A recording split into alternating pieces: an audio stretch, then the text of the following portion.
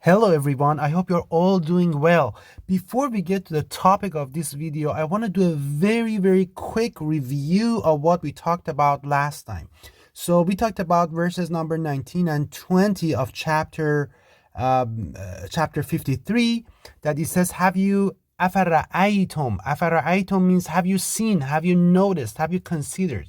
It's something that should be available to everyone. And then it also tells us what al-Lat, al-Uzza, and Manat. We talked about Allah's mathematical signature. Wherever in the Quran you see this structure of 2 plus 1, you know that that is something really important, that you have to stop, you have to pause. That is a sign. That's an everlasting sign. So you want to look at it. That's very important. So we looked at that, and we then after that we discussed a lot and what it is. We went through the pre-Islamic area. We said that we looked at the works of the historian Herodotus in the 5th century BC, that he mentioned that Aphrodite, the Assyrians call Aphrodite, it's one of the major idols or goddesses of ancient times. Assyrians call Aphrodite Melitra. Arabians or Arabs call it al-Lat or al-Lat, and the Persians call it Mitra. We also mentioned Isis. This is another name for this ancient devil and goddess. We also looked at Islamic tradition, that they call al-Lat as the chief goddess in the pre-Islamic area. They also they mentioned that she was worshipped as a cubic granite rock, and also the fact that the area around the shrine was considered sacred. It means no trees could be felled, no animals could be hunted, or no human blood could be shed. And also we mentioned that the Quraysh was one of the major worshippers of Allat, and also Banu Thaqif. Then we looked at one of the major Christian saints, Saint John of Damascus, Yohanna al-Damashqi, who was a major critic of Islam at his own time. He was one of the first Christian apologists that actually existed. So his timeline that he wrote this critic is about 720, which is, I would say, towards the end of the Umayyad dynasty. It's still very early, a little bit after Abdul Malik ibn Marwan, but towards the end of Umayyad dynasty. And he actually died at the end of Umayyad dynasty as well. He did a very interesting writing and on Islam, and mentioned that basically Arabs used to worship Aphrodite. Now, it was not only Arab, but it was very common worship of Mitra and Aphrodite. Romans, it was a major god that they used to worship, and they used to also call this idol the Great. And what was really interesting was at the end that he, based on his observation, he says that this is stone that they talk about, they're talking about the black stone, says this is stone that they talk about is the head of that Aphrodite or Allat, so whom they used to worship and whom they call Khabar or Great. He says even to the present day, so at his time, at the time of Saint John of Damascus, even to the present day, traces of the carving are visible on it to careful observers. So actually at the time of Saint John of Damascus, you could actually go and look at the black stone at the side of the Kaaba, in the current day Kaaba in Saudi Arabia, in Mecca, Saudi Arabia, and you could actually see the carvings, that it was quite obvious to careful observers that it was the head of the Aphrodite or Allat. So now we know that the black stone is the idol Aphrodite. So, and as you see, this is obviously, this is the black stone, location of the black stone. We did talk about it, that this is a phallic symbol. This is basically Allah's private part, that it was customary in the Quraysh that they used to go and kiss it. So, and I'm not going to go into that because that is just, you have to read about it. It's actually in Sahih Bukhari. So you can actually read about it in the book of Hadith and Sahih Bukhari. And these are the major books of themselves that they have, current Muslims. So that's how it was. So we can identify this. We have located al-Lat, the idol al-Lat, the goddess al-Lat or Aphrodite or Isis or Mithra here that is being worshipped under the disguise of Kaaba. So now I want to impress upon you another idea. So my question is, we found al-Lat, right? So we found al-Lat. We know where al-Lat is. Al-Lat is there. But where is al-Uzza and Manat? So this is really important. So the verse tells us, and I want you to go read that verse and also read other verses in the Quran when Allah uses ara'aytum. It's always something that is going to be present. It's not something that existed back in the time and does not exist anymore. For example, Allah uses it for the sky, for the stars, for things like that, that you are actually seeing that. Or did you see how we created the camel? It's something that you can study, you can see. It's ongoing. It's not something that was done and one and done, and then you cannot see them anymore. So whenever Allah uses that, it's something that you can actually see. It's available to the observers to see and observe and look at it and draw conclusions.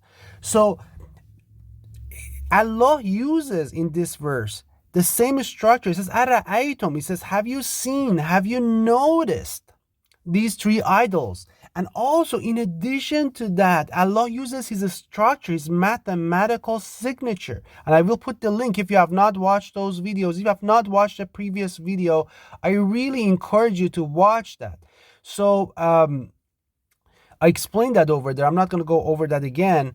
But so that is, these three are something that are really important, and it just implies that we have to ponder, we have to think, and they're available for us to consider. So it obviously, and additionally, it was important enough for Allah to put the names of these three idols in the Quran. And you might wonder why I'm saying this. Look, the name of Umar, Abu Bakr, Uthman, and Ali is not in the Quran. Even though current Muslims believe that they were really important, but their names is not in the Quran. But Allah put the names of Allāt, al-Uzza, and Manat in the Quran. Why? Obviously, this was important. If Allah has put these names in the Quran is very selective in the names that it puts in it. So Allah has put these names in the Quran for a reason. Allah wants to tell us something. Allah is giving us a message that there is something important for you here. You have to stop, pause, think. These things are available. This is an ongoing worship. It was not done. So this implies that these idols will be available for all believers to see and notice, even in our day and age, and even in future. This is something that is really important. We already found Allāt. Allāt is there. Aphrodite, Allāt, Mithra, Isis, whatever you want to call it, it's already there. And these idols were always set up close to each other. I want you to, if you look at it, they were always close to each other. So wherever Allāt is, you have to be able to locate al-Uzza and Manat there as well. So my question for you, my brothers, sisters, my question for all of you is, where do you think al-Uzza and Manat are? So this is where I'm going to need your help, because some of you have more expertise. Some of you have been there and I have not been there. So I don't know. So there are some ideas we can explore. But my question is, where do you think al-Uzza and Manat would be in that temple? So here is what we know for sure. Yusuf ibn Hajjaj under Caliph Abdul Malik ibn Marwan, fully destroyed the original Kaaba and Mecca in Petra, Jordan in 692 or 73 AH. So in 692 or 73 AH, Umayyads destroyed, completely destroyed. First they burned it, then they bombarded it, they completely destroyed Mecca.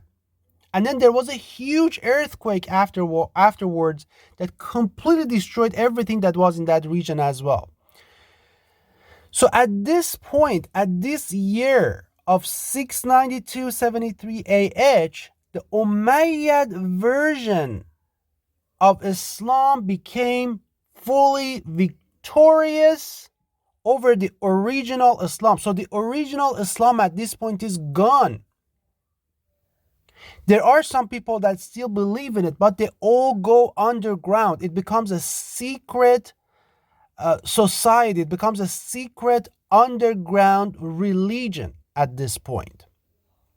So people come outside, they say, oh, we believe in the hadith, we believe in so and so, we believe in that.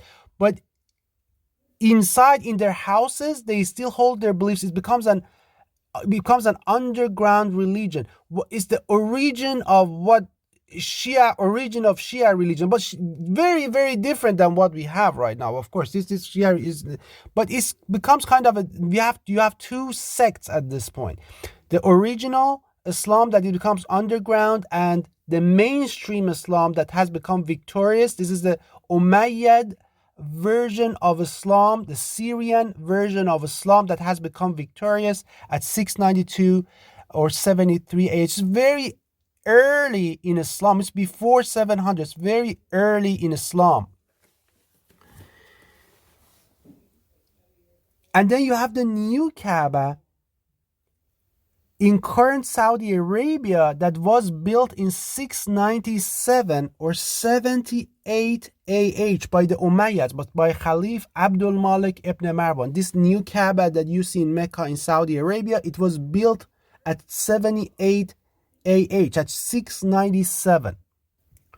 This is completely in line with what the Quran tells us. Quran tells us that a group of believers will revert back from Islam. It says, Ya ayyuhallazina amanu man yartadda minkum an dina. Oh, you who believe. Then pinpoints and specifies a subgroup. It says, those of you who will revert back from your religion. So Allah tells us, Quran tells us that a group of believers will revert back from their religion. They go back to their religion. So what I want to impress upon you is that this new Kaaba that was built in 697 and 78 AH, none of the symbols of Hajj in it are the actual symbols of Hajj. None of them. All of these symbols of Hajj, the actual symbols of Hajj, are right now available. They're still there in Petra, Jordan. They're still there. The Kaaba is there, Safa is there, Marwa is there, Arafat is there. All of them are still there. I have been there. I performed Hajj personally over there. So I know what I'm talking about. I have videos of it as well. You please feel free to watch. But all of them are available there. But none of the actual symbols of Hajj that you see in Mecca, Saudi Arabia are real. They are not the real ones. None of them are real.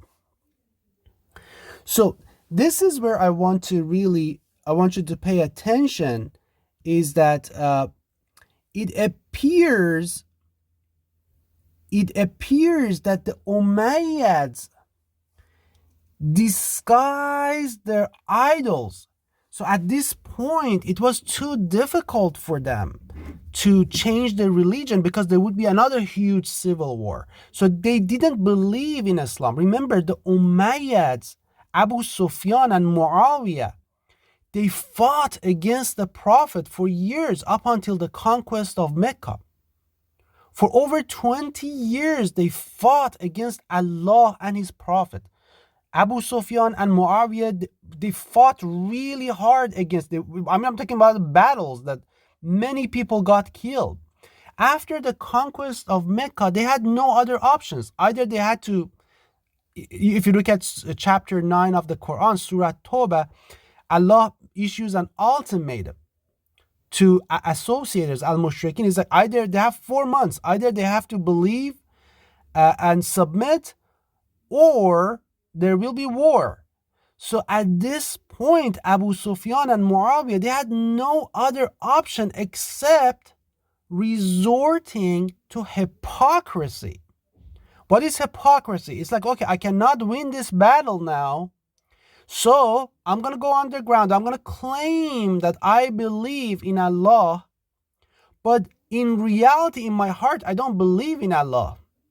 But they're underground, so they claim they're hypocrites. They claim they believe in Allah to find safety and security and status up until opportunity presents itself and they can actually take control and do something about it. But they really don't believe in God and in Allah and His Prophet. And they didn't. We know for a fact that actually Satan was working with Abu Sufyan. The Quran tells us that Satan was present in one of the wars. I have a video of that.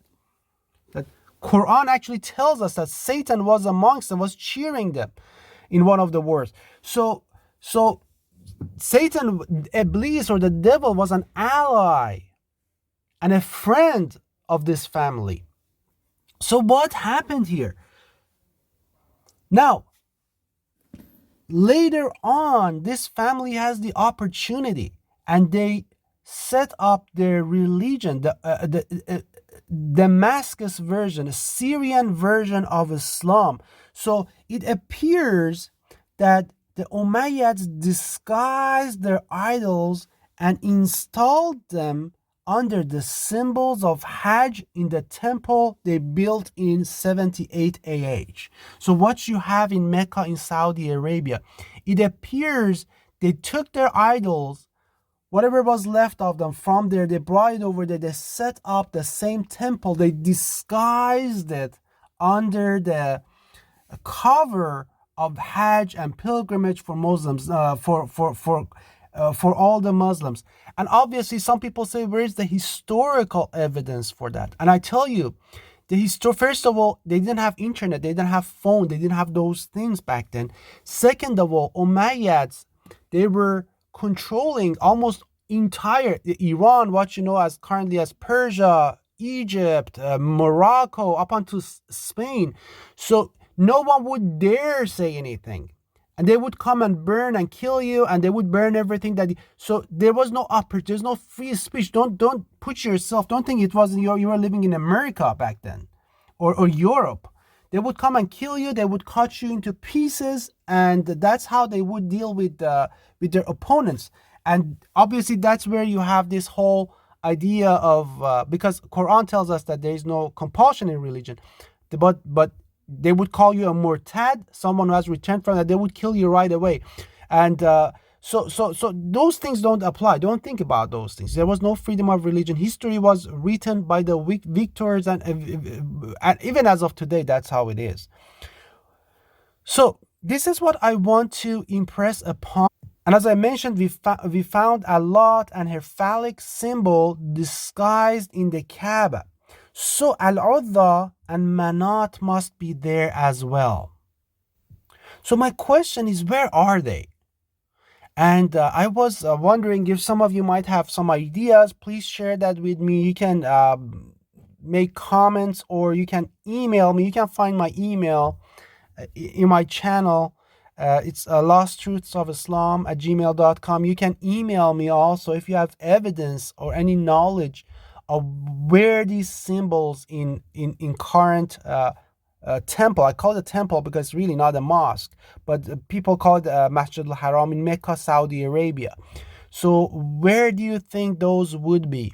I have some candidates that we're going to take some looks and take a look at some of these pictures together. This is an old picture of where they used to throw stone at the devil in their religion. This is not in the Quran. This is not Quranic. We know that this is an additional thing that they added to the religion. That's 100%, no doubt about it. So could this be a candidate?